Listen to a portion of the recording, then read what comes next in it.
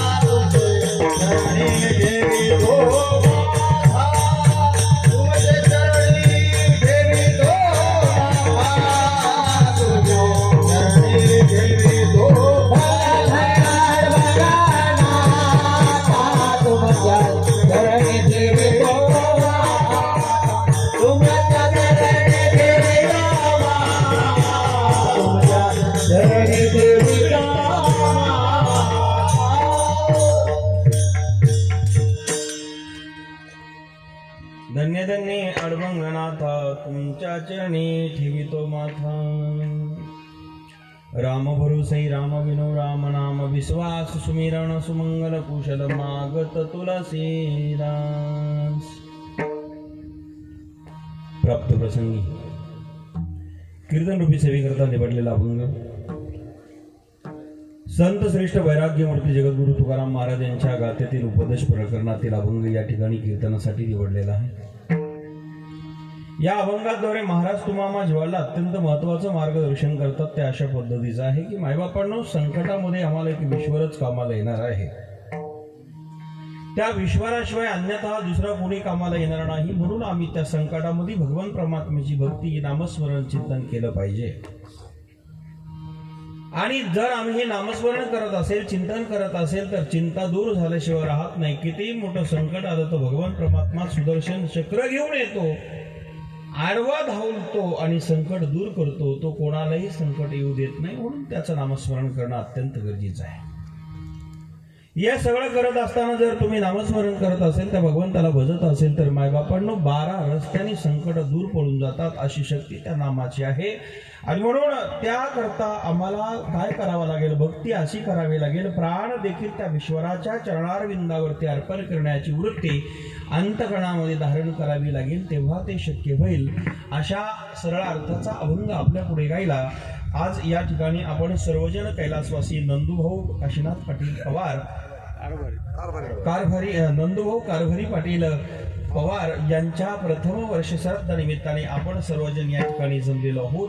आणि म्हणून तदनिमित्ताने मला ज्यांनी दिलं गेलेलं निमंत्रण ते आदरणीय साठे काका त्यांच्या माध्यमातून ही तारीख घेण्यात आली 3-4 महिन्यापूर्वी, आणि नंतर ज्यांनी संपर्क साधवला ते संपतराव वाघसाहेब चितळीकर त्यांनी मला इथे घेऊन आले आणि तदनिमित्ताने आपल्या सर्वांचा भेटीचा योग प्राप्त झाला। मी बरोबर 10 वाजता आपल्या गावात इथे आलो, पण थोडासा विलंब जनरेटर लेट सुरू झालं आणि म्हणून थोडासा वेळ झाला। तरी पण गाडी किती वाजता निघू द्या, तुम्हाला भूक लागली म्हणजे झालं, कीर्तन संपेल, तुम्ही जांभळी द्यायच्या आधी हात करा म्हणजे झालं। हरकत नाही. तर असं या पद्धतीने या ठिकाणी अत्यंत महाराष्ट्रातील नामांकित गायक वादक वृंद या ठिकाणी उपस्थित आहे. समस्त गायक महाराज मंडळीला आपल्याला मनापासून धन्यवाद. आपला एवढा सुंदर आवाज या ठिकाणी आपल्याला ऐकायला भेटतो. मृदुंगाचार्य, त्याच तोला मुलाचे पीटी मास्तर, त्याच तोला मुलाची समस्त भजनी उपस्थित, परिचित अपरिचित आपल्या सर्वांना धन्यवाद देतो. या ठिकाणी आमचे जय हरी मात्र आवर्जून उपस्थित आहे. आपल्यालाही धन्यवाद. सोमाशी पटेल आपल्यालाही धन्यवाद. नाशिककर आपणही इथे आलात, आपल्याला धन्यवाद. आणि बेटाचे चांगले संबंध या गावाशी अत्यंत जवळचे होते आणि म्हणून सर्वजण या ठिकाणी उपस्थित आहे. सिस्टीमवाले आपल्यालाही मनापासून धन्यवाद. नाही तर कीर्तन होतं, बास टरबळच कळत नाही, असे गोंधळ निर्माण होतो. म्हणून आपण उपस्थित ज्येष्ठ श्रेष्ठ मंडळी या ठिकाणी सर्व क्षेत्रातले आहात, आपल्यालाही सर्वांना धन्यवाद देतो. आपण सर्व मिळून नंदूभाऊंना जी काही वेळ भेटेल त्यानुसार अर्धारांजली अर्पण करण्याकरता प्रयत्न करू.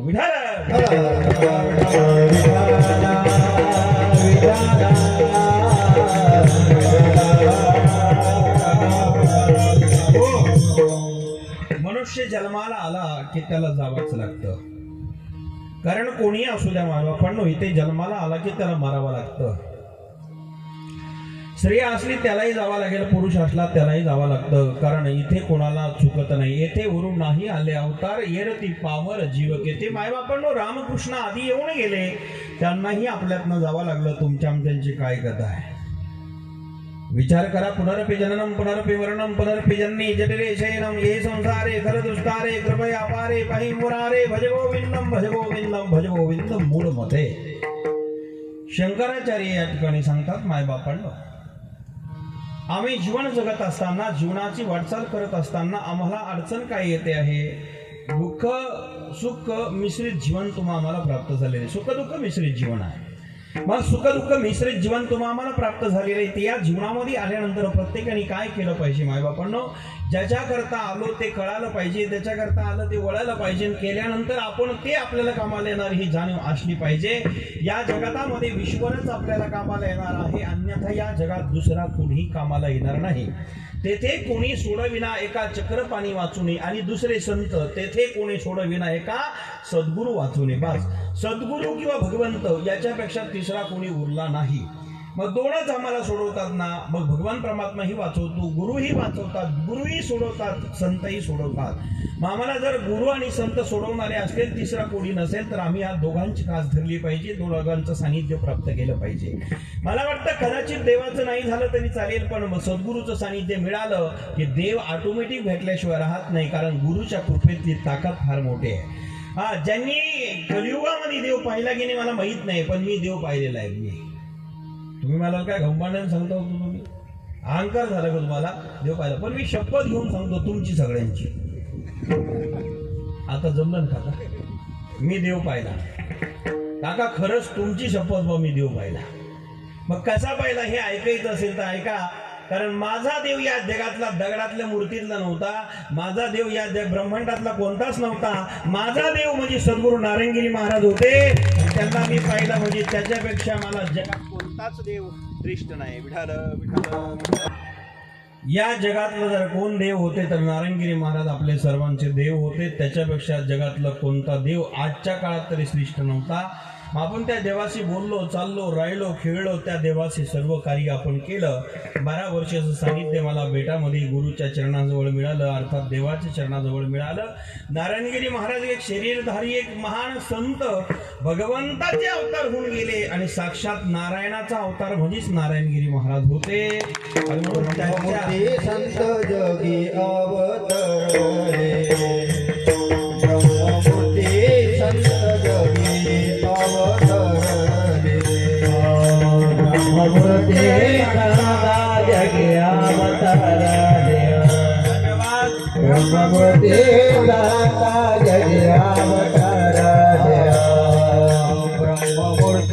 संत जगी अवतरले, ब्रह्ममूर्ती संत जगी अवतरले,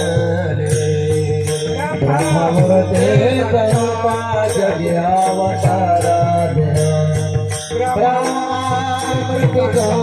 जगी अवतरले, उद्धाराया आले दीनजना, उद्धाराया आले कटांची वंदिती मायवडी ब्रह्मादी कटांची वंदिती मायवडी उदयाला आले दिनाच्या उदयाला आले दिनाच्या ब्रह्मादी कटांची वंदिती मायवडी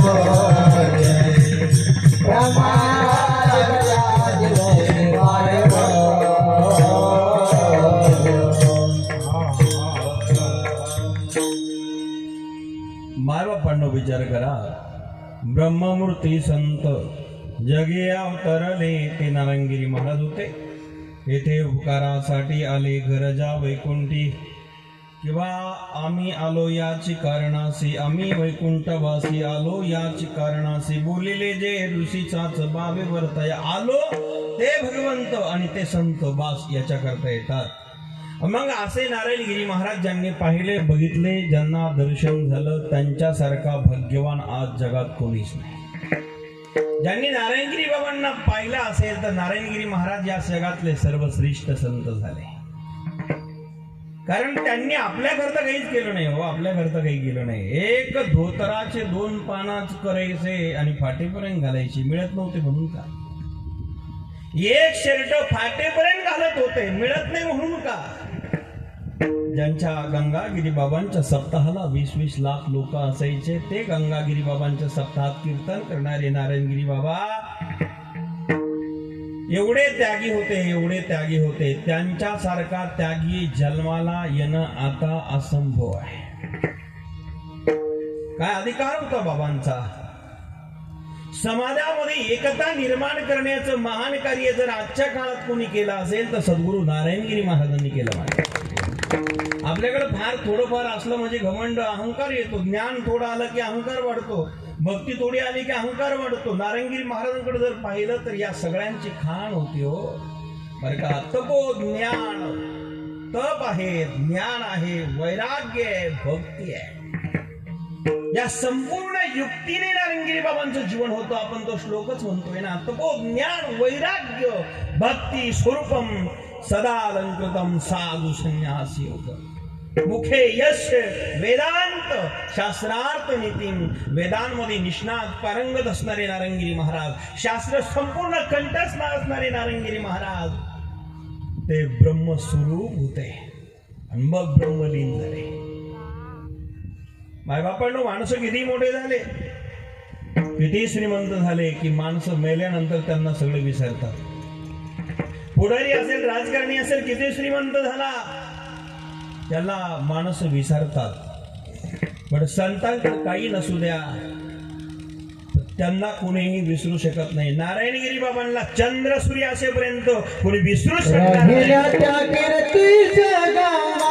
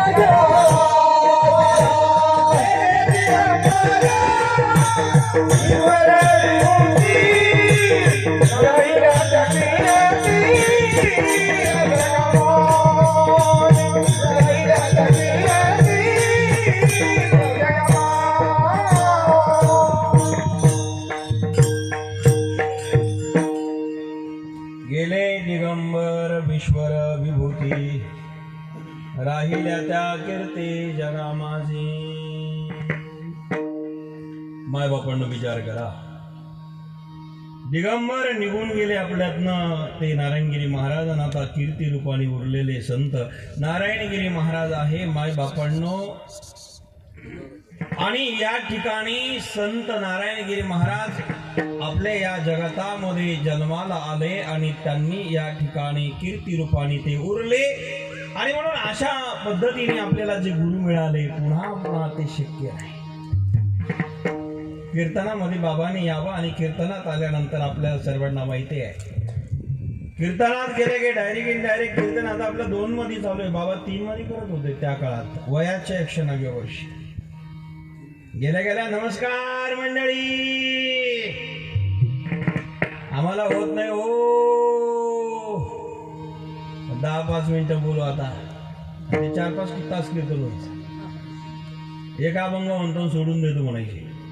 गेल्या राम कृष्ण हरी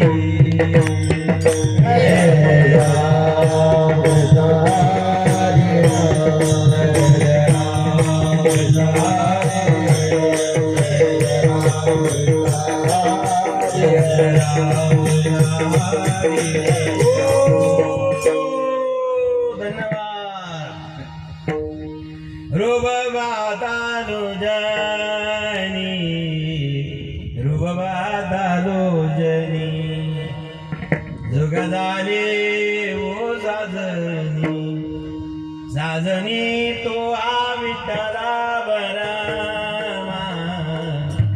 विठ्ठल 5,000 टाळ वाजवते सर्व सुखाचे आगेल सर्व सुखाचे. बाबांची साली आठवलं असं आपल्याला. सर्व सुखाचे आगर बाबर कुमादेवी वर बाबर कुमादेवी वर तुआ विठ्ठल बर तुआ विठ्ठल बर तुआ विठ्ठल बर. नारंगिरी महाराज जय जय रामकृष्ण हरी.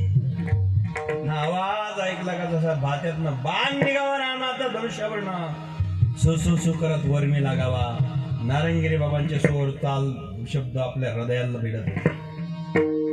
कुसमडी सारखं गाव भाग्यवान आहे.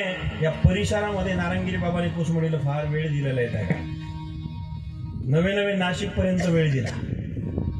आपल्याला कृत्य केलं. मायबापांनो असे संत पुन्हा मिळणार नाही. आपण सर्वजण भाग्यवान आहोत आणि असे संतांच्या पुढे तो देव सदैव सेवा करण्याकरता तत्पर असतो. मागे पुढे उभा आहे संभाळी मागे पुढे उभा आहे संभाळी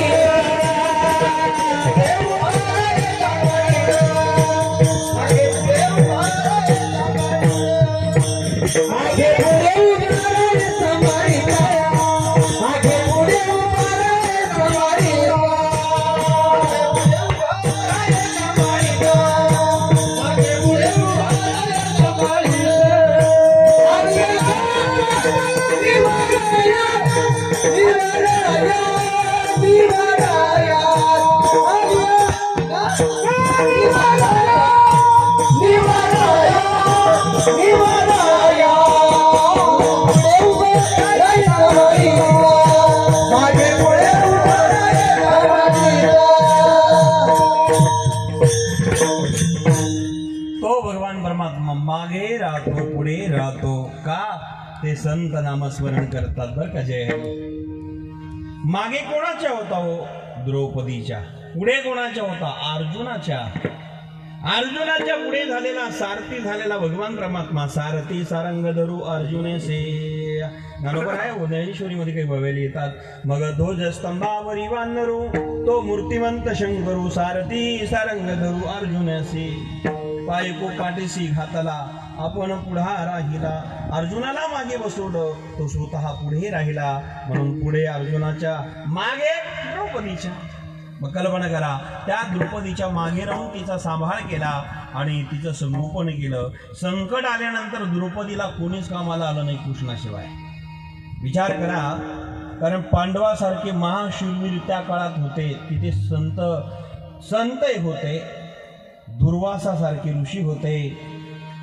व्यासासारखे संत होते. भगवान स्वतः कृष्णासारखे भगवंत सांभाळ करण्याकरता होते. तरी पण पांडवांकडनं काही चुकी झाल्या. या सगळ्या गोष्टी घडल्या तरी माणसाकडनं चुकी होते. त्याला मनुष्य म्हटलेला आहे. तो धर्म राजा बहुपुण्य रासी का दूत खेले दुर्योधनासी हारुणी कांता केली उपाजी विनाशकारेन विपरीत बुद्धी धर्मराजा दूध क्रीडा खेळाच्या दुर्योधनासंग कपटी शकुनीने विविध प्रकारचा खेळ केला. शेवटी राज्य हरला गेला. धर्मराजा राज्य हरला. आता पणावर राहिला काही राहिलं नाही. घोडे, रथ, वैभव, राज्य सगळं गेलं. शेवटी आता काही राहिलं नाही.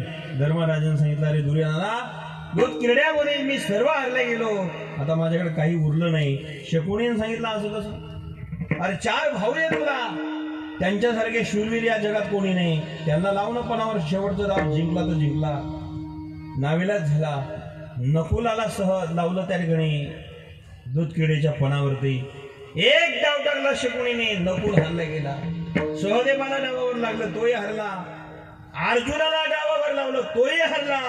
आणि भीमाला डावावर लावलं, भीमही हरला गेला. आता कोणी राहिलं नाही. धर्मराजाच्या डोळ्यातून गलगल गलगल गलगल गलगल धारा चालल्या. धर्मराजा धर्मयुक्त आचरण करत होता, पण दूध खेळणं हे धर्म नाहीये. जुगार खेळणं हे धर्म नाहीये. दारू पिणं हा धर्म नाहीये. मांस खाणं हा धर्म नाहीये. आम्ही धर्माच्या आचरणात वागत असेल किंवा धर्मावरती आरूढ झालो असेल आणि आमच्या हाताने कार्य चुकत असेल तर भगवंतही काही करू शकणार नाही. आणि धर्मराजाच्या डोळ्यात अश्रुधारा सुरू झाल्याच्या आणि भाऊ हरले गेले. आता कोणी राहिलं नाही. हरलो मी माता, स्वतःला नावावर लागलं, स्वतःही हरले गेला. आता कोणीच नाही. पण शकुनीने सांगितलं, अरे तुझी ती महाराणी आहे ना, द्रौपदी उरली की नाही, तिला लावपणावर हार जिंकला तर जिंकला. पण आशायम परम दुःखम नैराश्यम परम सुखम. माणसाची आशा दुःखाला कारणीभूत आहे. शेवटी पत्नीलाही डावावर लावलं आणि राजा धर्म डाव हरला गेला. आता तर कोणीच नाही. आणि मग दुर्योधनाने सांगितलं, आता तू सर्व हरला, पत्नी, वैभव, भाऊ सर्व हरला गेला. आता कोणी नाही. आता तू दास झाला, आमचा दास, गुलाम आहे. मालकापुढे गुलामाने बोलायचं नसतं वरमान करून. आणि दुशासनाला दुर्योधनाने सांगितलं, ए दुशासन जी भैया, जाओ उस पांचाली को भरसभा में बुला करके लाओ. सभेत बोलायची आज्ञा मिळाली. दुशासन तडा तडा तडा तडा तडा तडा त्या ठिकाणी गेला. आणि द्रौपदी माता एका वस्त्राने, अर्थात रजस्वला होती, 4 दिवस बाहेर यायचं नाहीये, एका वस्त्राने. दुशासन गेला आणि सांगितलं, ए द्रौपदी, चल आत्ताच्या आत्ता सभेमध्ये, माझ्या दादाने बोलवलं तुला. द्रौपदी म्हटले, अरे तू माझा देवर आहे, मी तुझी मोठी भाऊजाई आईप्रमाणे असते, महाराणी आहे, इंद्रप्रस्थाची मी महाराणी, मला नावाने बोलवतो, दंड देईन तुला. दुशासन म्हणला, दंड द्यायचं बाजूला राहू दे, तुझं राज्य राहिलं नाही, पती राहिले नाही, कोणीच राहिलं नाही, आता तू दाशी झाली आमची, चल.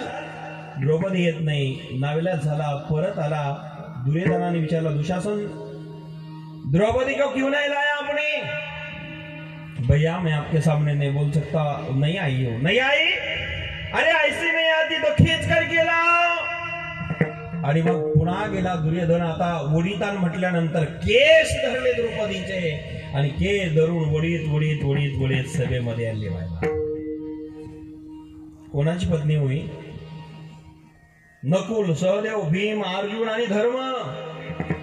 जिला 5 पती आहे तिला भर सभेमध्ये वडीत आणलं. आणि वडीत आणल्यानंतर आता नग्न करायचा प्रयत्न सुरू झाला. दुर्योधन म्हणतो, हिचे वस्त्र काढून टाक, नग्न कर, नागवी कर. दुशासन वस्त्र खुडवायला लागला. वडीत आणली होती, अपमान झाला. जिला 5 पती कोणी कामाला येत नाही. सगळ्यांनी खाली मना घातले कारण हरले गेले होते. जिला 5 पती होत आहे त्या द्रौपदीची हा हाल आहे. ज्याला एकच असेल तिची काय बेहाल आहे. ज्याला 5 आहे तिचाही सांभाळ आपण करू शकलो नाही. आपल्यासारखे सामान्याचं कोण रक्षण करणारे माय बाप. वडीत आणली, तिला कोणी कामाला आलं नाही. आणि मग मात्र आता तिला विचार केला तिनं, आपल्याला हे कोणीच कामाला येत नाही, कोणीच कामाला येत नाही. कौरवे पांचाली सभे माझे आले,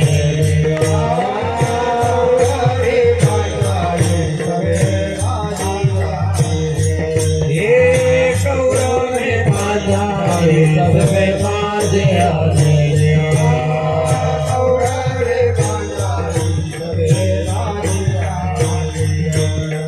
वस्त्रे हरणे वस्त्रे कैसी झाली माऊली, कैसी झाली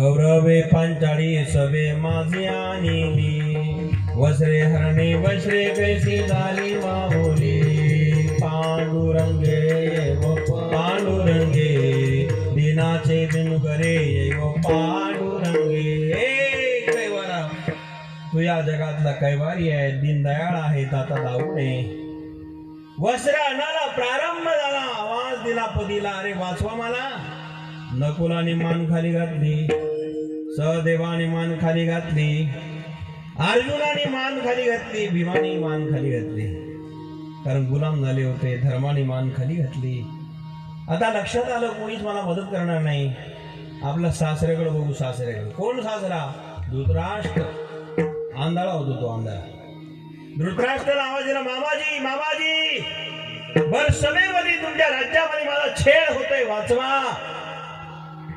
त्यांनी मान खाली घातली कारण तो आंधळा होता पण डबल होता काय काय माणसं 2 in 1 असतात या आंधळ बाहेरचे होतं ना आतले होत याला बाहेरचे डोळेच नव्हते आणि आतले डोळे अज्ञानाने नष्ट झाले होते कारण पुत्रमोहामध्ये तो इतका खाली आला होता त्याला दुर्योधन सोडून जगात कोणी श्रेष्ठच वाटत नव्हता आंधळा होता स्वार्थी झाला होता आणि त्याला देव धर्म कळत नव्हता ज्याला देव कळत नाही धर्म कळत नाही ते आंधळे असतात बरं का आंधळे ते जन म्हणे संसारी आंधळे ते जन म्हणे संसारी हे नाही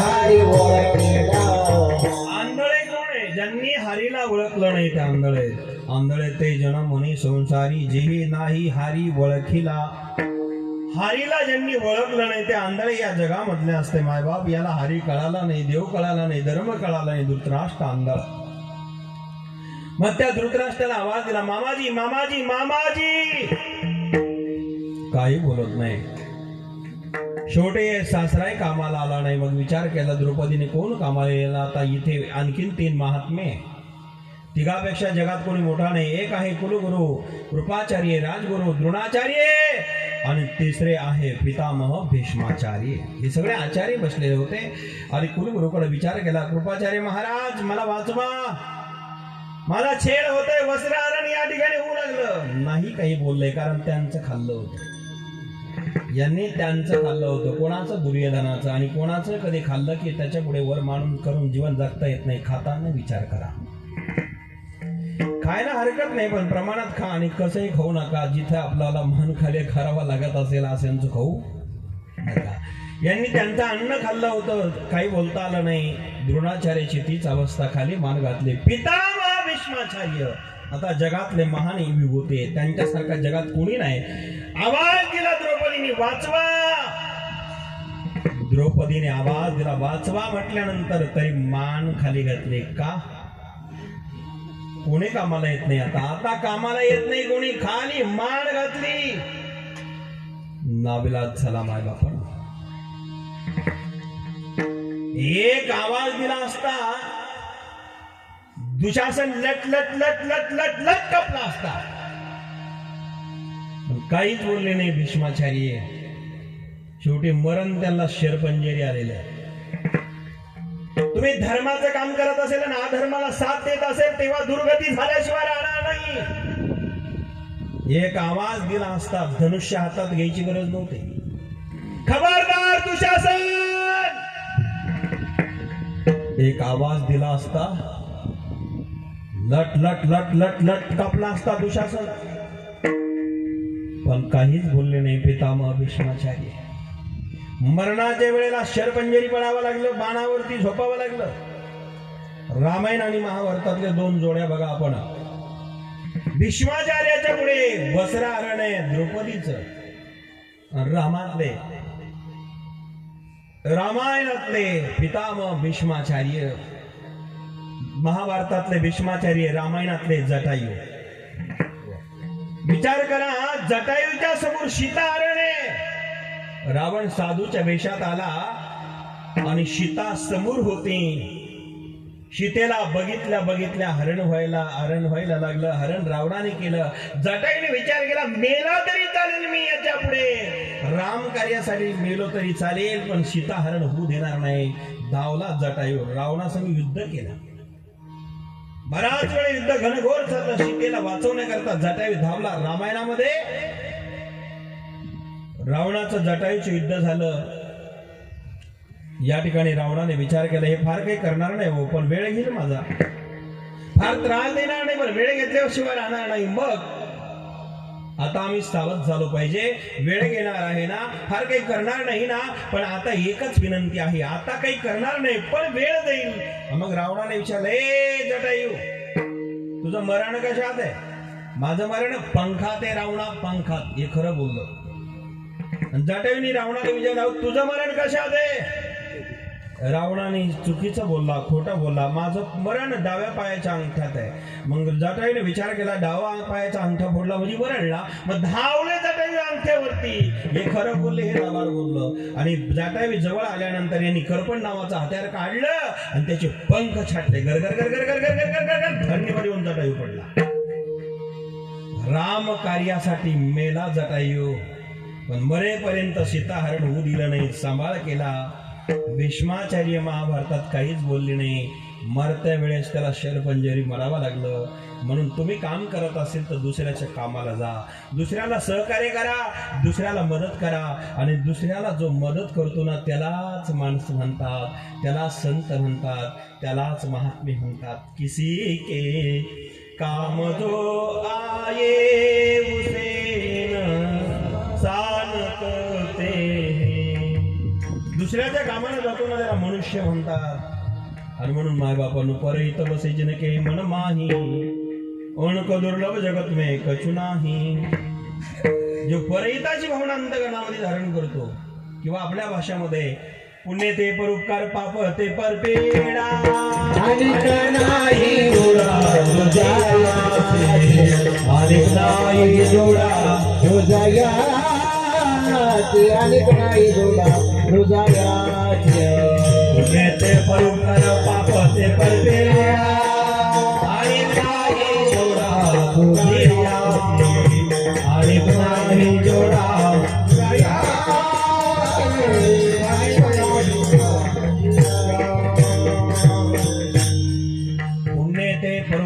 पापते परपिडा, अनेक नाही जोडा दुजियासी, अनेक नाही जोडा दुजियासी. पुण्य ते परोपकार, परोपकार केलं पुण्य, त्याला जोड दुसरा राहत नाही. म्हणून पुण्य म्हणजे नेमके काय? दुसऱ्याला मदत करणं हे पुण्य आहे. दुसऱ्याची भावनेची कदर करणं हे पुण्य आहे. दुसऱ्याला त्रास आपल्यापासून होणार नाही हे पुण्य आहे. आणि आपल्यापासून नेहमी त्रास दुसऱ्याला देणं हे पाप आहे. दुसऱ्याविषयी वाईट भावना ठेवणं हे पाप आहे. आणि दुसऱ्याच्या वाईटवर टपणं हे पाप आहे. म्हणून पुण्य करा, परहित करा. आणि म्हणून मायबापांनो, द्रौपदीने आवाज दिला, मामाजी, खाली मान घातले. पितामहाकडे बघितलं, खाली मान घातली. कोण होते हो हे सामान्य नाही. ज्ञानोबा या ठिकाणी वर्णन करतात, हे सामान्य नाही बरं का पेजे मास्तर. हे दोघं काही सामान्य नाही आहे. परिणाम हे सामान्य नाही आहे. ज्ञानोबा सांगतात, एक एकाचे मनोव्यापारे, हे विश्वची होय संवारे, हा कृपाचार्य न पुरे एकलाची, हा कृपाचार्य न पुरे एकलाचे, एक एकाचे मनोव्यापारे, हे विश्वची होय संवारे. विश्वाचा संवार करण्याची ताकद त्या तिघांमध्ये होती. पण द्रौपदीला मदत नाही केली. शेवटी त्यांचं त्या ठिकाणी सत्कार्य घडलं नाही. शेवटी तिघांनाही मरावं लागलं. याचा अर्थ काय? याचा अर्थ काय? धर्म सोडून तुम्ही जीवन जगतात, अधर्माला मदत करतात, त्यावेळेस पराजय निश्चित आहे. पराजय करायचा असेल तर अधर्माशी निगडीत राहा, आणि विजय प्राप्त करायचा असेल तर धर्माशी निगडीत राहा. पांडवांकडे जर बघितलं तर धर्म अनुसारच ते जीवन जगत होते. आणि धर्म त्यांच्याकडे असल्यामुळे भगवान श्रीकृष्ण त्या ठिकाणी सेवा करायला त्यांच्याकडे होता. विचार करा. आणि म्हणून द्रौपदीने विचार केला, आता कोणी मदत करत नाही मला. लक्षात आलं, वस्त्र आणून चालू होतं. द्रौपदीने विचार केला, त्याच्याशिवाय कोणी नाही. येई वो येई वो येई वो येई वो येई वो येई वो येई वो येई वो धावोरिया येई वो येई वो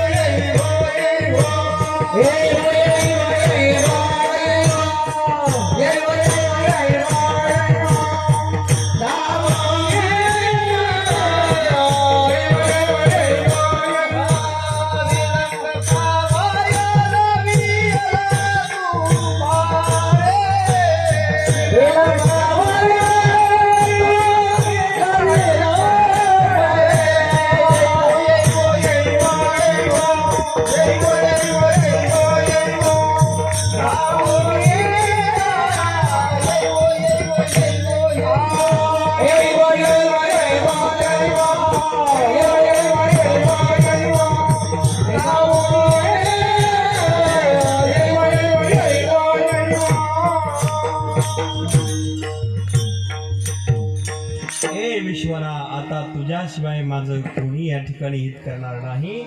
द्रौपदीला कळालं तेव्हा द्रौपदी माता त्या भगवान परमात्म्याचे विनंती करू लागली. तेरे बिन मेरी कवन खबरले गोवर्धन गिरधारी. हे गोवर्धनधारी, आता तुझ्याशिवाय कोणी नाही. आणि मग ये बाबा, मग ये वो रंगा जय वो ये रंगा जय वो ये रंगा जय वो ये रंगा जय वो ये रंगा जय वो ये रंगा जय वो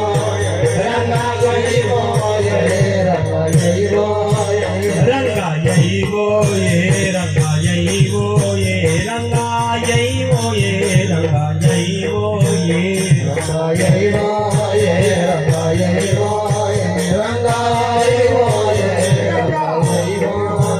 ये विठाई विठाई माझे कृष्णाई कानाई. विठाई विठाई माझे कृष्णाई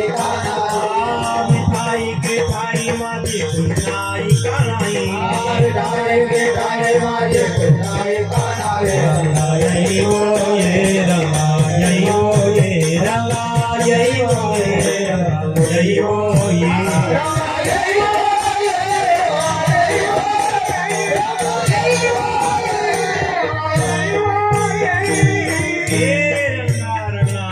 ये बाबा, तुझ्याशिवाय कोण मला मदत करणार. मग येत नाही म्हणून वाट बघते. कुठे कोठे गुंतला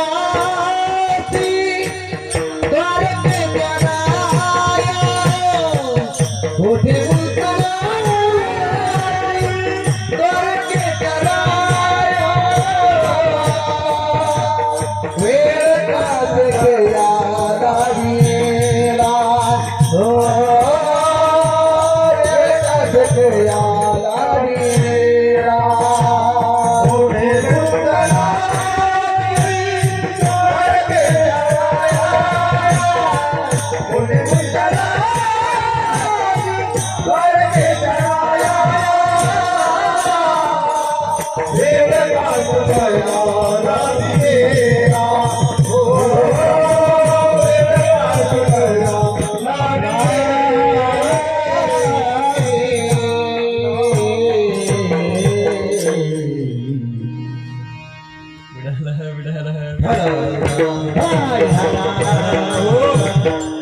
धन्यवाद. वेळ का सकया नामेला कोठे गुंतलासी द्वारकेचा राया वेळ का सकया लावियला. हे सकया वेळ का लावला. मग भगवान परमात्मा आले. वस्त्रारण चालू होतं. भगवंतानी कृपा केली आणि वस्त्र द्रौपदीला पुरवले. शेवटी दुशासन थकला. वस्त्र वडून वडून वडून दुशासन थकला. डोंगरासारखा दिग झाला तरी वस्त्र संपत नाही. का? वस्त्र पुरवणारा जगदीश्वर आहे. ज्याने वस्त्र निर्माण केला असेल ते कसं संपणार आहे हो. शेवटी वस्त्र हरण थांबलं. द्रौपदीला या संकटामध्ये कोण कामाला आलं? विश्वरच कामाला आला. संकटामध्ये दुसरं कोणीच कामाला येत नाही. म्हणून तुकोबाराय म्हणतात, बाबा रे, संकट मोठं पडलं, भारी पडलं तर त्या विश्वराशिवाय आम्हाला कोणी कामाला येत नाही. पहिलं चरण पडता जगा भारी, पडता जगा भारी, पडता जगा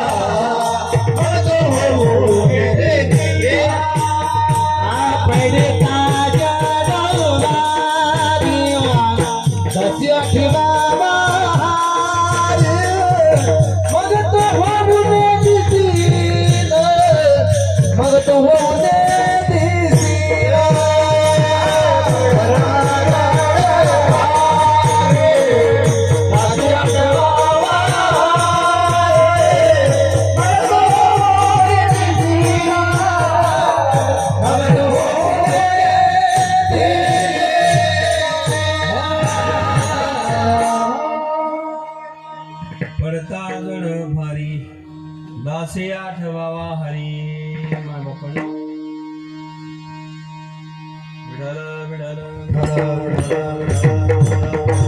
हो पडता जण मारी दासे आठवावा हरी मग तो होऊन देशील. माय बापांना विचार करता संकट पडल्यानंतर हरी आम्हाला कामाला येणारे आहे, अन्यथा कोणी नाही.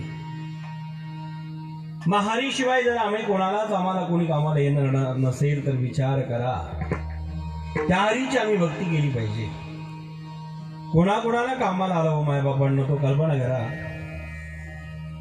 तो भगवान परमात्मा या ठिकाणी जीवन जगत असताना एकदा अर्जुनाची मारुतीरायाची भेट झाली. नमस्कार नमस्कार. काय नाव आपलं? माझं नाव अर्जुन. आपलं काय नाव? मी बजरंगबली हनुमान. धन्यवाद. अर्जुनाने विचारलं का तुम्ही तोच हनुमान का रामाच्या काळात होते? हा मी तोच आहे. जर तुम्ही तो हनुमान असेल तर काही शंका आहे विचारू का? विचारा ना. जर तुम्ही तो हनुमान असेल रामाच्या काळातला, ज्यावेळेस रामाची पत्नी रावणाने चोरून नेली आणि समुद्रावर सेतू बांधण्याचा प्रसंग आला, तेव्हा तुमच्या रामाने पूल बांधला होता, सेतू बांधला होता पण दगडाचा. बरोबर आहे म्हटले? बरोबर आहे. काय बरोबर आहे? राम जर धनुर्धारी होते तर दगडाचा बांध का बांधला? धनुर्धारी आणि धनुष्याशिवाय बाणाशिवाय काही करू नये. राम धनुर्धारी होते, त्या काळात एक नंबरची धनुर्धारी श्रीराम आहे.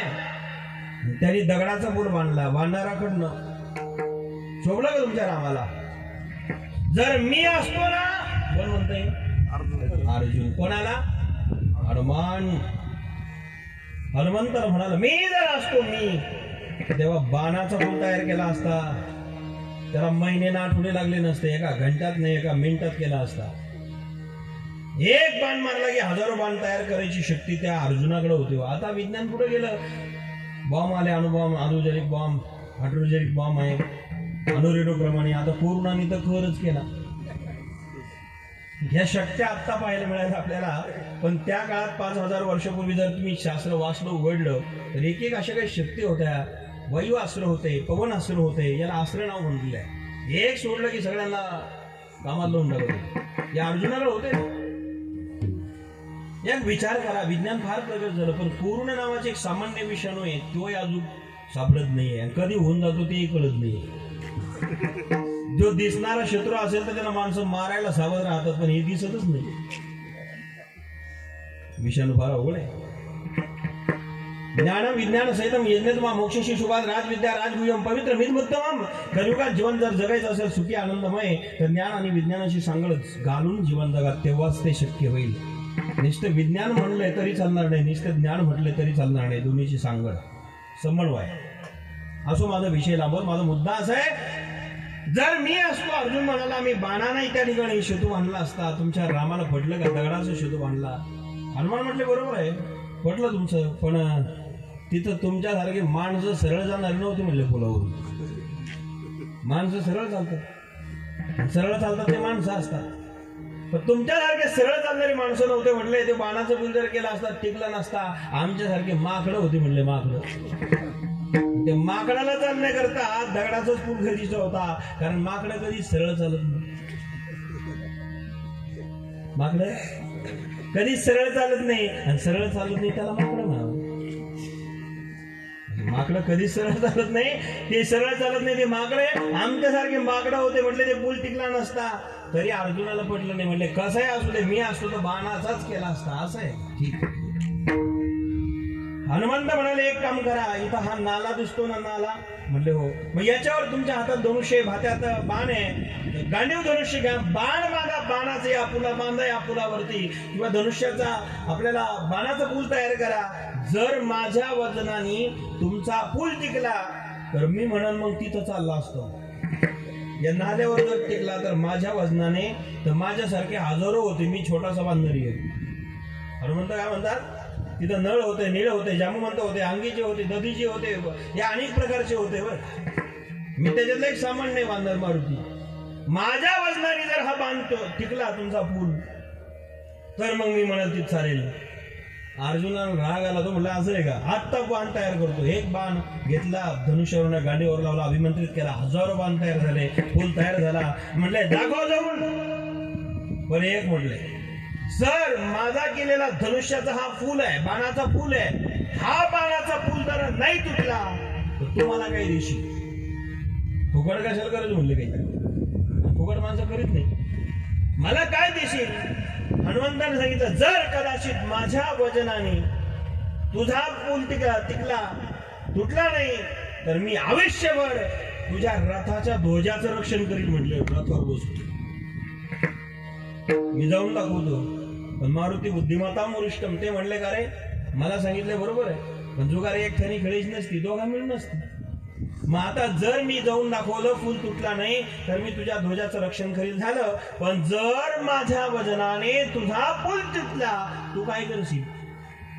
तो म्हटला, जर कदाचित हे असं होणारच नाही, पण झालं तर फुल तुटणारच नाही, गॅरंटी मला. मी गांडूधारी अर्जुन आहे, मी सामान्य नाहीये. एकदा शंकरालाही संतुष्ट केलं होतं युद्धामध्ये, मी त्याला हरवलं होतं. मी सामान्य नाहीये. पण जर घडलं तर मी अग्निकाष्ठ घेईल, अर्थात जिवंत समाधी घेईल, जाळून घेईल स्वतः. ठीक आहे म्हटले, अग्निसमाधी, अग्निकाष्ठ. दोघांचं ठरलं. पूल तयार झाला. मारुती रायने जय श्रीराम केला आणि जय श्रीराम केल्या केल्या उजवा पाय ठेवला, कडकड कडकड कडकड कडकड कडकड फुलाचे तुकडे झाले. हनुमंत जिंकले गेले, अर्जुन हरले गेला. आणि आता अर्जुनाने विचार केला, बाप रे, मी एका बाणाचे 1000 बाण करणारा अर्जुन, हे माकड म्हणजे माकड, एकाच पायाने मूल तोडला, यांनी डबल वजन दिलं नाही. जाऊ द्या, पण आता ठरलेलं काय होतं, मी जर हरलो तर अग्निकाष्ठ गेलं, हरला गेलो. त्यावेळेस लोक वचन पाळत होते, बोलले तशी वागत होते. त्या काळातच आता सकाळी एक, दुपारी एक, संध्याकाळी तिसरं चालतं. त्यावेळेस बोलले तसे लोक करत होते बरं का महाराज. परिणाम असा झाला, यांनी लाकडं गोळा केले, चिता रोचली आणि अग्नी प्रज्वलित केला. प्रदक्षिणा 5 मारल्या की उडी मारायची आहे. 1 2 3 4 प्रदक्षिणा झाल्या आणि 5वी प्रदक्षिणा अर्धी होत आली. अर्धी झाली की अग्नी पेटवताना उडी मारायची. तितक्यात एक म्हातारा काठी टेकत टेकत झाली. म्हातारा आला आणि ते म्हणाला, रे पोरो, काय करताय खेळ या जंगलामध्ये, या जंगलात असं काय करताय पोरो. त्या म्हाताऱ्याने सांगितलं, काय करता. तेव्हा अर्जुनाने आणि मारुतीने सांगितलं, काही नाही बाबा, आमचं असं ठरलेलं होतं. मी जिंकलो अग्निकाष्ठ घ्यायची, तो जिंकला रथाचं ध्वजाचं रक्षण करायचं. अर्जुन म्हणलं, मी हरल्या गेलो, आता मला अग्निकाष्ठ जिवंत समाधी घ्यायची आणि म्हणून आता मी हरल्या गेलेलो आहे, आता मी मरणार आहे. बाबा म्हटले, तू हरला कशावरून. म्हणले, नाही मी हरलो, पण कोण साक्षीदार आहे. तो म्हणला, मारुती आहे ना. मग अरे तुम्ही स्पर्धेत युक्त आहे ना, ज्यांनी स्पर्धा घेतली, स्पर्धा सोडून साक्षीदार दुसरा लागतो. तुम्ही जर दोघेही समोरासमोर स्पर्धेमध्ये भाग घेणार आहे, त्याला कोणीतरी दुसरा देणारा लागतो की नाही, मार्क देणारा दुसरा लागतो. याला साक्षीदार कोण आहे म्हटले, हरला कोण जिंकलाय. मारुती म्हणले, बाबा त्यावेळेस कोणीच नव्हतं. बाबा म्हणले, त्यावेळेस कोणी नव्हतं ना, आता तर मी आहे ना. त्यावेळेस नव्हतं. म्हाताऱ्याने सगळं बिवडून लावलं, फाटलून लावलं. म्हणजे मग काही नाही. परत अर्जुनाने सांगितलं, धनुष्य घे, बाण घे, फुलबाण. आणि मारुतीने सांगितलं, दाखव बळ तोडून. म्हाताऱ्यांनी कार्यक्रमाला लावलं दोघांना, कीर्तनाला नाही. परिणाम, अर्जुनाने ती अग्नी फेकून दिली. साक्षीदार नव्हता, पुरावा नव्हता, नाविलाज झाला. शेवटी पुन्हा धनुष्य हातात घेतला, पूल बांधला आणि मारुतीने सांगितलं, दाखव जाऊन. मारुतीरायाने उजवा पाय ठेवला, पलीकडे 2-3 पाय ठेवले, त्या कडाला गेले, येत किंचित पूल हल्ला नाही. मारुतीराय म्हटलं, म्हातारा जातो का रे की काय. मी रुद्र हृदय मारुती, माझ्यासारखा ताकदवान शक्तिशाली कोणी नाही. मग माझ्या वजनाने पहिला 1 पाय ठेवला की कडकड पूल तुटला, आता का नाही. मारुती म्हटले, काहीतरी असलंच पाहिजे, गोंधळ आहे थोडासा. बाबाला सांगितलं, एक संधी आणखीन द्या. म्हटले ठीक आहे. थोडा लांब गेला, धाड उडी मारली, तरी पूल हल्ला. वळायच्या पलीकडे पण हल्ला सुद्धा नाही. मारुतीराय म्हटले, आणखीन एक संधी द्या. मग ते बॉलिंग करायला कसे लांब जातात पळत माणसं, बॉलिंग क्रिकेटमध्ये तसे लांब गेले, धाड उडी मारली, तरी पण पूल हल्ला नाही, मोडला नाही. 3च संध्या असल्या, 4थी नसते. शेवटी नावेला झाला आणि मग सांगितलं, अरे आता हनुमंता तू हरला गेलेला आहे, अर्जुना अग्नी फेकून दे, विजून टाक, तू जिंकला गेलेला आहे. पण हनुमंत म्हणले मी हरलो हे बरोबर आहे, पण जरा मला परीक्षा घेऊन द्या ना, या पुलाचं परीक्षण करून द्या. कोणते स्टील वापरलं, किती कोणा सिमेंट वापरलं, आंबोजा होतं का, त्यामुळे काय होतं सिमेंट बरेच प्रकार आहे, मग कोणतं स्टील वापरलं जरा बघू द्या, जरा पुलाचं निरीक्षण करू द्या. तितक्यामध्ये पुलाचं निरीक्षण करायला हनुमंतरायांनी डोकं खाली करून पाहिलं त्या पुलाच्या, तर पुलाच्या खाली ते बाबा कोणी नव्हते, ते सामान्य म्हातारा नव्हता, साक्षात गोपाल कृष्ण होते, म्हाताऱ्याच्या रूपात आले होते. आणि त्यांनी एक सुदर्शन चक्र करंगळ्यावर घेतलं आणि ते सुदर्शन चक्रच त्या पुलाच्या खाली आडवं लावलं. आता हजारो मारुती जर त्या पुलावर आदळले तर काय होणार हो. जगतपतीत जर चक्रधारी करणारा चक्र घेऊन त्या पुलाखाली जर उभा असेल, त्याचा हजारो मारुती आले तर पूल जाईलच कसा, तुटेलच कसा. अर्जुनाचा प्राण वाचवला आणि हनुमंतालाही समजून सांगितलं, अरे तो साक्षात रुद्र अवतार आहे. अर्जुन सामान्य होता, तो बोलत कोणाच्या बळावर होता, माझ्याच बळावर बोलत होता, आणि म्हणून मला यावं लागलं, त्याचा सांभाळ करावं लागलं आणि तुलाही सांभाळावं लागलं. म्हणून संकटामध्ये भगवान परमात्मा काही शीन न होऊ देता सुदर्शन घेऊन येतो दुसरं चरण. मग तो रे दीन, मग तो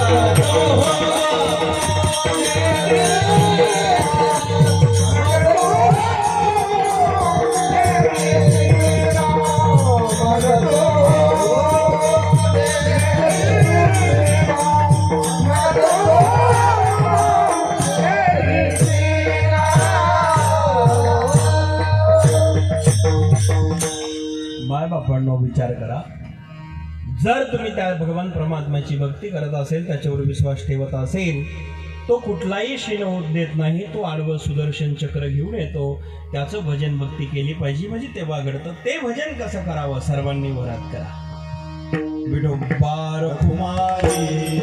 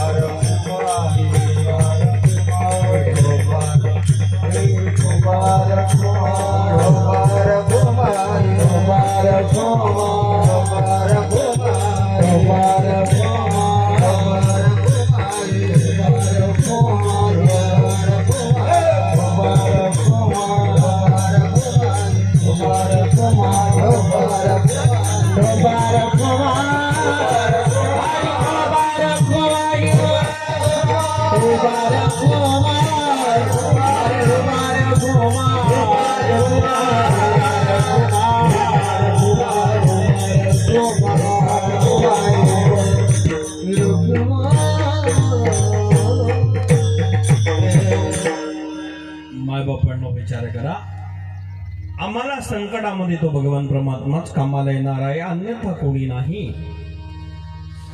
नामस्मरण या जगात सर्वश्रेष्ठ आहे, ते प्रत्येकाने केलं पाहिजे. कोणी करा नामस्मरण, हरिकीर्तन, दया, क्षमा, क्षमादान, संतोजन साधिती, हे जी माझी विनवणी. चिंतन करा रात्रंदिनी, शरण एका जनार्दनी, राम नाम चिंतावे. फायदा काय हो महाराज? चिंतने नासत असे चिंता, चिंतने सर्व कार्य येई हाता. चिंतने मोक्षे सायुज्यता रे, घर शोधित असे. मोक्ष सायुज्यता नावाची मुक्ती चिंतनाने आपल्याला प्राप्त होते. माणसं चिंता रात्रंदिवस करतात, चिंतन कोणी करत नाही. माझे गुरुवारी नारायणगिरी महाराज रात्रंदिवस चिंतन करत होते. बाबाचं हे बोट फिरत राहायचं, हे बोट सदैव चिंतन करायचं. चिंता नाही. परा पश्यन्ते मध्यमा वैखरी. 4 प्रकारच्या वाणे, 4 प्रकारच्या खाणे, 4 प्रकारचे वेद, 4 प्रकारचे योग आहे, आणि त्या वाणीने ते त्या ठिकाणी चिंतन करायचे. कंठे धरला कृष्ण म्हणी, अवघा जनी प्रकाश. कंठामध्ये भगवंताला धारण केलं की मग जमत ते. नामस्मरणाचा फायदा काय होतो महाराज? सायुज्य नावाची मुक्ती त्याला प्राप्त होते. एकदा जगद्गुरु तुकाराम महाराजांचं कीर्तन चालू आहे. आपलं जसं कीर्तन चालू आहे तसं जगद्गुरु तुकाराम महाराजांचं कीर्तन चालू आहे. पुण्याच्या विठ्ठल मंदिरामध्ये ते कीर्तनात रंगले. आता जसे आपल्या कीर्तनाला माणसं आले, त्यांच्या कीर्तनाला जगद्गुरूच्या कीर्तनासाठी छत्रपती शिवाजी महाराज येऊन बसले होते. छत्रपती राजाचे राजा आहे ते येऊन बसले, आणि शत्रूंनी कळालं शत्रूंना की महाराज कीर्तनात जाऊन बसले, आता इथं पकडता येईल यांना, हे सावध नाहीये. कीर्तनात आलेले राजे छत्रपती, त्यांच्यावर संकट आलं. शत्रूंनी येळा मारला मंदिराला आणि विचार केला आता यांना पकडता येईल. एक गुप्तहेर आला आणि सांगितलं गुप्तचराने, महाराज कीर्तनात काय बसला तुम्ही? शत्रूने वेळा मारलाय मंदिराला, कधी पकडले सांगता येत नाही, सावध व्हा, चला आता पळा. छत्रपती म्हणाले, मी कीर्तनात आलो, आता काही झालं तर चालेल, मी पळणार नाही. कारण कीर्तनातून निघून जाणं हे सोपं नाही, मी नाही जाणार. तितक्यामध्ये कुजबुज ही चाललेली तुकोबारायांच्या लक्षात आली, आणि मग कळालं की छत्रपतीवर संकट आहे. रागवले तुकोबाराय देवावर. कोणावर? आपण माणसावर माणसं रागवणारे सामान्य आहेत. तुकोबाराय देवावर रागवले. अरे तुझं कीर्तन चालू आहे, त्याच्यामध्ये राजे छत्रपती येऊन बसले, त्यांच्यावर संकट येतं, आणि कीर्तनात आल्यानंतर असं कळत येतील कडू काय काय. रागवले, पांडुरंगाला बोलले, आणि तितक्यामध्ये पांडुरंग कृपाळू दयाळू, त्यांनी दया केली, आणि त्या मंदिरातून एक एक छत्रपती बाहेर पडायला लागले. कळवळला श्री हरी हरी. पांडुरंगाला कळवळा नाही. एक एक छत्रपती बाहेर पडले. एक छत्रपती आले, एका रस्त्याने गेले, एक टोळी त्यांच्या मागे. हे खरे नाहीये, मंदिरातून आलेली.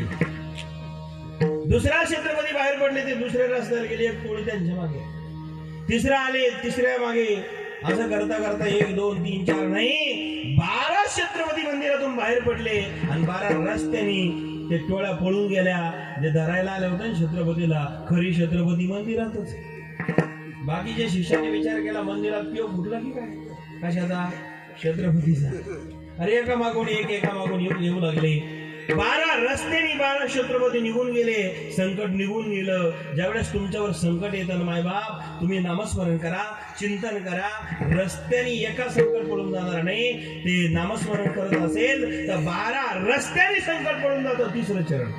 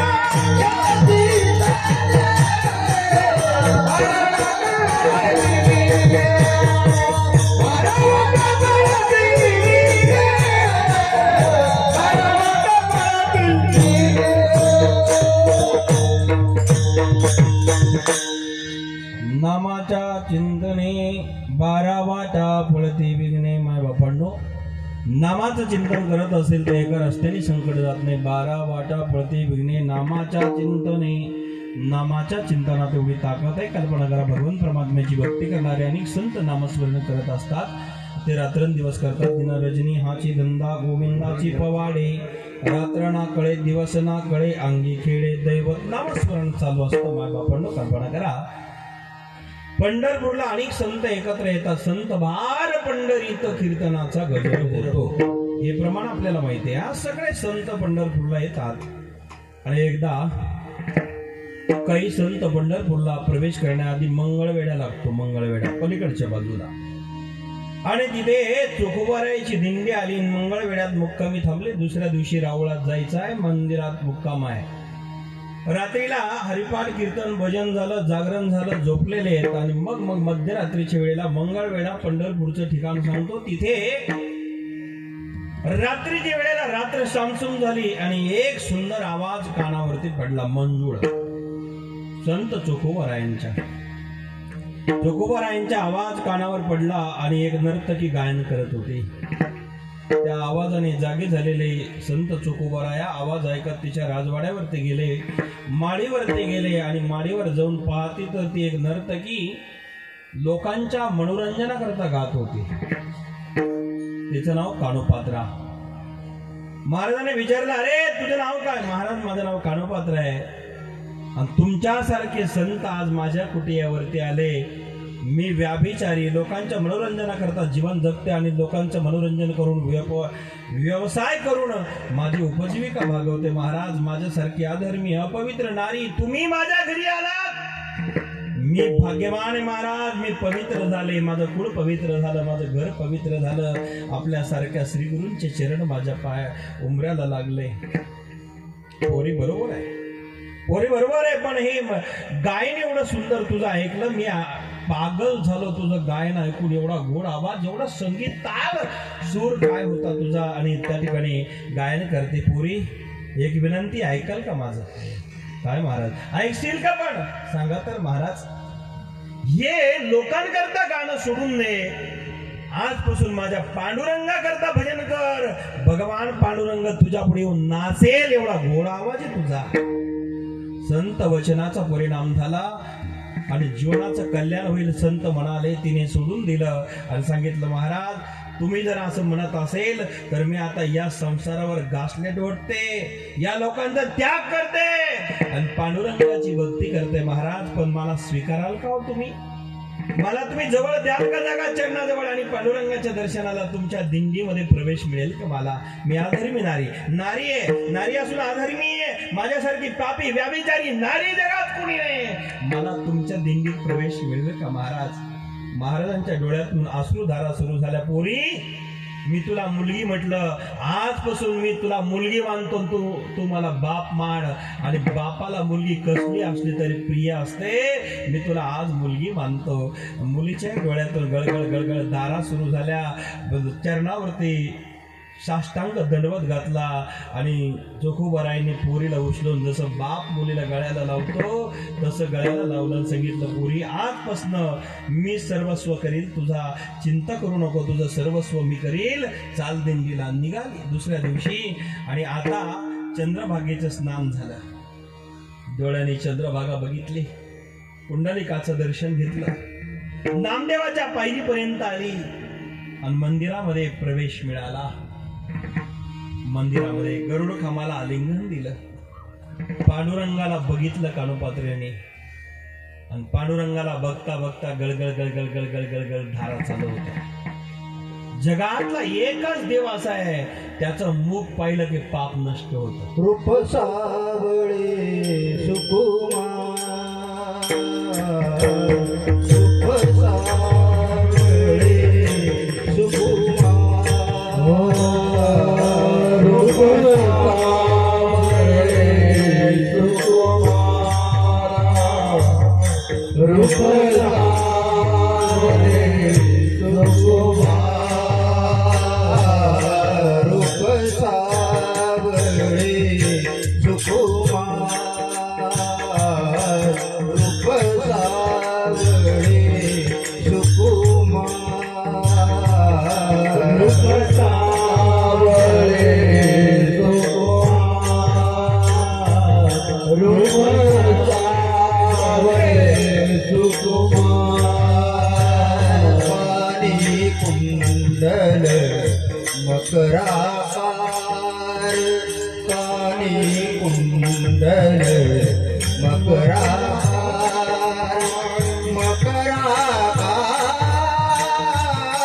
रूप सावळे सुकुमार, रूप सावळे सुकुमार, रूप सावळे सुकुमार.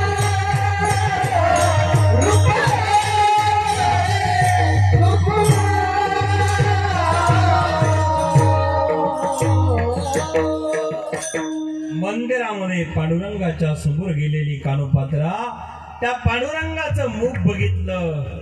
जीवनात जेवढं काही पाप घडलेलं होतं ते सगळं नष्ट झालं. पाप केलेलं मुख पाहिलं, मुख दर्शन घडलं. कोटी ब्रह्महत्या मुख पाहता जाती. माय बाप मुख बघितल्या बघितल्या कोटी ब्रह्महत्या घडलेली नष्ट होते. ते पांडुरंगाच्या मुखाचं दर्शन झालं. काय महिमा वर्णो आता सांगणे किती. कोटी ब्रह्महत्या मुख पाहता जाते. मुख बघितलं कोटी ब्रह्महत्या नष्ट होते. कानोपात्रा पवित्र झाले. मंदिरात पुढे गेले, चरणाचं दर्शन घेतलं. दर्शन झाल्या कानोपात्रेने सांगितलं, प्रभू आता मी आले ना, आता परत नाही जायला आले. हे पांडुरंगा, मला कळालं तुझ्याशिवाय जगात कोणी श्रेष्ठ नाही. आता मी घरी जाण्याकरता आले नाही. हे देवा, मी आता तुझ्या चरणावर प्राण अर्पण करणार आहे. माझा स्वीकार कर. तुका म्हणे प्राण, तुका म्हणे प्राण, तुका म्हणे प्राण, तुका म्हणे प्राण, तुका म्हणे प्राण, तुका म्हणे प्राण, तुका म्हणे प्राण, तुका म्हणे प्राण, तुका म्हणे प्राण, तुका म्हणे प्राण, तुका म्हणे प्राण, तुका म्हणे प्राण, तुका म्हणे प्राण, तुका म्हणे प्राण, तुका म्हणे प्राण.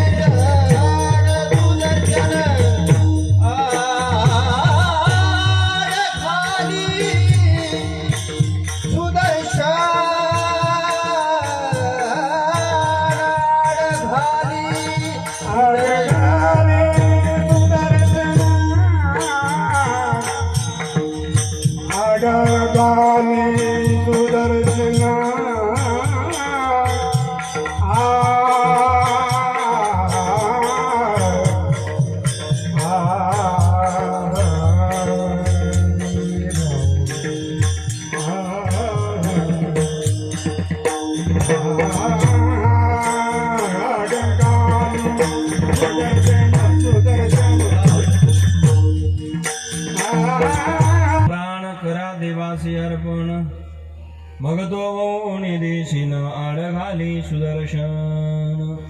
कानोपात्रेने आपला प्राण पांडुरंगाच्या चरणारविंदावर अर्पण केला आणि कानोपात्रेला समाधीला जागा पांडुरंगाच्या उजव्या हाताला मंदिरात मिळाली.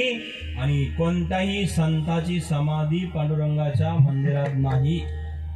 एकच कानोपात्रा अशी झाली, तिनं प्राण देवाला अर्पण केला आणि तिची समाधी पांडुरंगाच्या मंदिरात उजव्या हाताला आहे.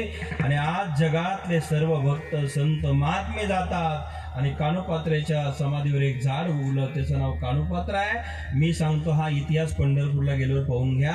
आणि मग मात्र त्या कानोपात्रेच्या झाडाला आज प्रत्येक जण हात लावतो आणि संत वंदन करतात आणि एकच विनंती करतात, धन्य धन्य कानोपात्रा कैसे झाली भाग्याची. भाग्यवान आहे तू, तुझ्यासारखं भाग्यवान जगात कोणी नाही. मोठी भाग्यवान आहे. नमस्कार करतात कानोपात्रेने प्राण अर्पण केला, अमर झाली. आणि म्हणून जीवनामध्ये देवाच्या चरणावरती आपली अंतःकरणाची वृत्ती अर्पण करावी, अमर व्हावं, त्याचं नामस्मरण करावं, तोच आपल्याला कामाला येईल. अन्यथा जगामध्ये कोणी नाही. अभंगाचा भावार्थ सरळ सरळ संपला. सद्गुरू नारायणगिरी बाबांसारखे गुरु आपल्या परिसराला मिळाले, आपलं सर्वांचं भाग्य आहे. पुन्हा असे संत होणे नाही. मायबापांनो, नारायणगिरी महाराज या कलियुगातील चालते बोलते परब्रह्म झाले आणि ते आपल्याला गुरु मिळाले. आपलं सर्वांचं भाग्य आहे. झालेली सेवा त्यांच्याच चरणी अर्पण करतो आणि माझ्या वाणीला विराम देतो. पुनश्च सर्व गायक वादक गुणीजन मंडळी, मला सर्वांचे नाव नीट ज्ञात नसल्यामुळे सर्व समस्त म्हणतो. आपल्याला मनापासून धन्यवाद. फार सुंदर अशी साथ आपण दिली, आपल्याला मनापासून धन्यवाद आहे. सुंदर सिस्टीमही त्याच तोला मोलाची आहे.